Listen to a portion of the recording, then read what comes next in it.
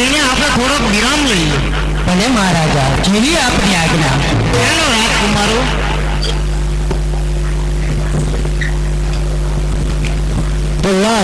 અત્યારે રાજા જયસિંહ અને રૂપમતી રાણી સામેના બગીચાની અંદર જો વિશ્રામ કરી રહ્યા છે તો બગીચાના બાળીને ભસ્મ કરી દઉં.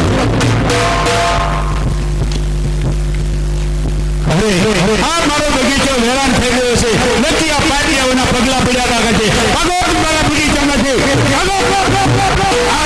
મારા બગીચા ઉજળ કરી નાખો.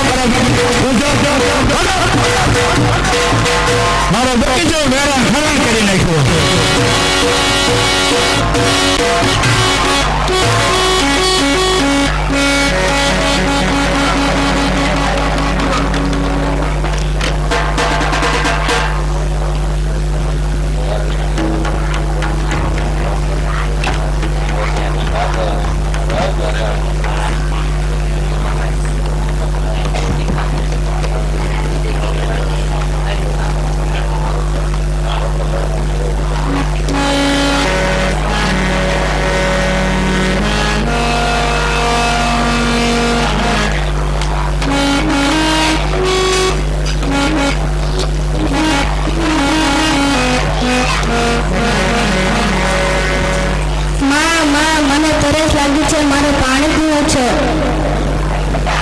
મહારાજ,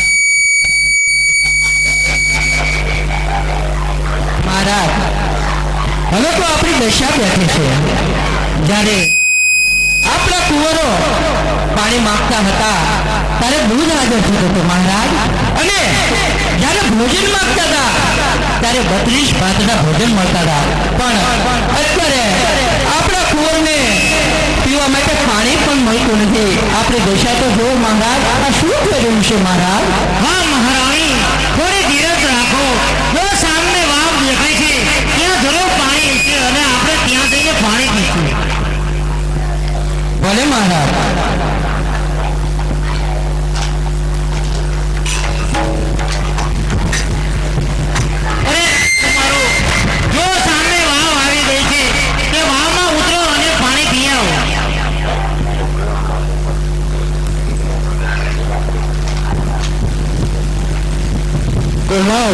અત્યારે સામે વાવની અંદર બંને કુંવરો પાણી પી રહ્યા છે તો બંનેને અદ્રશ્ય કરી નાખો.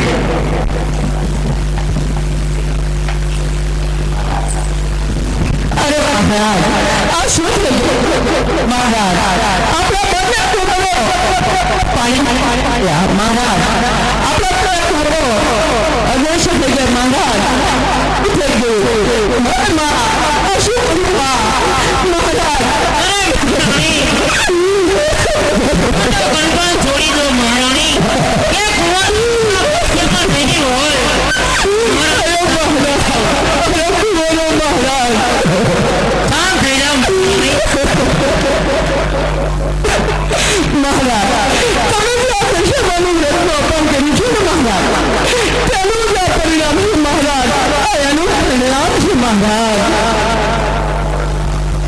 હવે મહારાણી, આવા ખોટા વહેમ ન રખાય.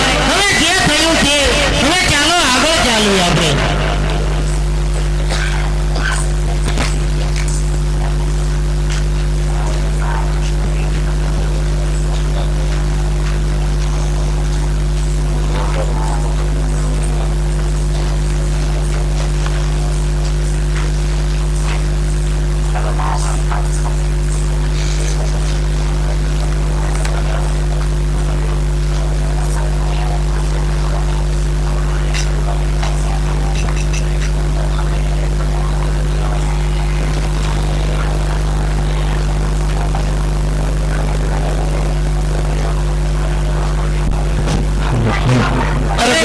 શું કામ છે?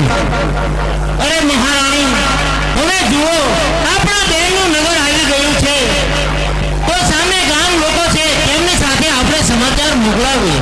ભલે મહારાજ. અરે ભાઈ, ગામ લોકો જરા અહીંયા આવો તો. અરે બોલ ભાઈ, શું કામ છે?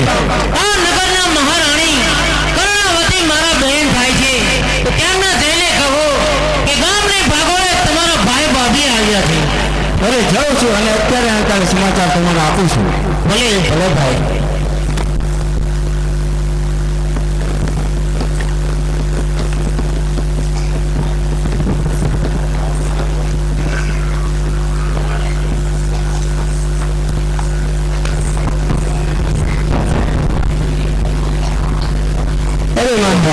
ગામના ભાગોળે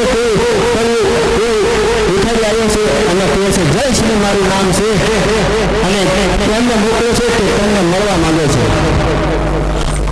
અરે મારો ભાઈ કોઈ દિવસ ભિખારી વેશમાં આવે જ નહીં. હવે તો હાથી ઘોડા અને બધું લઈને આવે છે. તો લાવું એ સોનાનું સાંકળું અને છોકરે તેમને મોકલી દઉં છું. તમે પછી તેમને જઈને લઈ આવો. ભલે મહારાણી.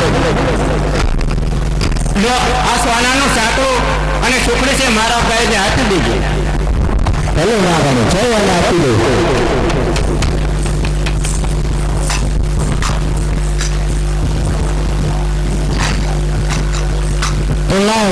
અત્યારે કર્ણાવતીએ છોકરી અને સોનાનો સાંકળો મોકલ્યો છે.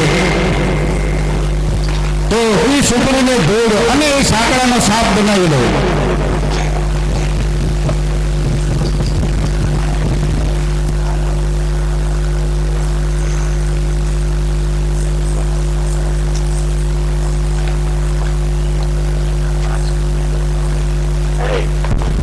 તમારી બેને સોનાનું સુખડી અને સોનાનું સાંકળું મોકલ્યું છે. લ્યો માં